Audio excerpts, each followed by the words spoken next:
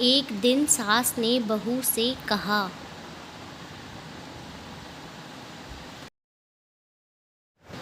बहू, मुझे एक बात तो बता, मैं तुझे इतना डांटती हूँ, कोसती हूँ और बुरी बुरी बातें कहती हूँ और तू पलट कर जवाब भी नहीं देती, ना ही गुस्सा करती और बस हंसती ही रहती हो।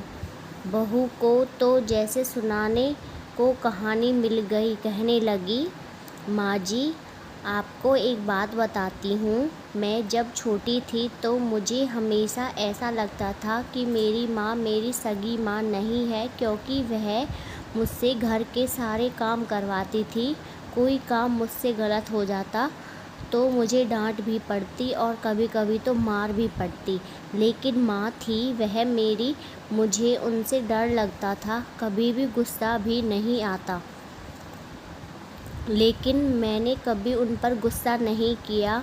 यहाँ तक कि जब मैं कॉलेज से थकी हुई आती तो कुछ देर आराम करने के बाद तुरंत मुझे सारे काम करने पड़ते। फिर भी जब मेरी भाभियाँ आईं तो जैसे मेरे काम और ज़्यादा बढ़ गए।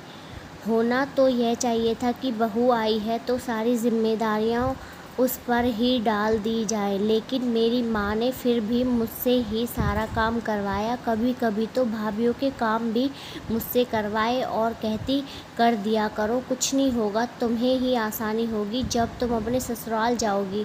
मुझे बहुत गुस्सा आता कि माँ भाभीयों के काम भी मुझसे ही करवाती है और उन्हें डांटती भी नहीं। फिर भी मेरी शादी के 2 दिन पहले मेरी माँ ने मुझसे प्यार से अपने पास बिठाया और कहने लगी, बेटा, आज तक मैं तेरी सास थी, मैंने तुझे प्रैक्टिस करवा दी है और तुझे बता दिया है कि सास ऐसी होती है, लेकिन तेरी शादी हो रही है, आज से मैं तेरी माँ हूँ। बेटा, तुम्हारी सास तुम्हें कुछ नहीं कहे, समझना कि जैसे कि मैं डांट रही हूँ। बस यही बात थी कि माँ जी, मुझे आपकी बातें बुरी नहीं लगती, क्योंकि मेरी माँ ने मुझे प्रैक्टिस करवा कर भेजा है और आप तो मुझे इतना भी नहीं डांटती जितना मेरी माँ डांटा करती थी। इतना कहकर वो किचन में चली गई और सास सोचते रह गई कि सच में बेटियों का प्रशिक्षण ऐसे ही करना चाहिए।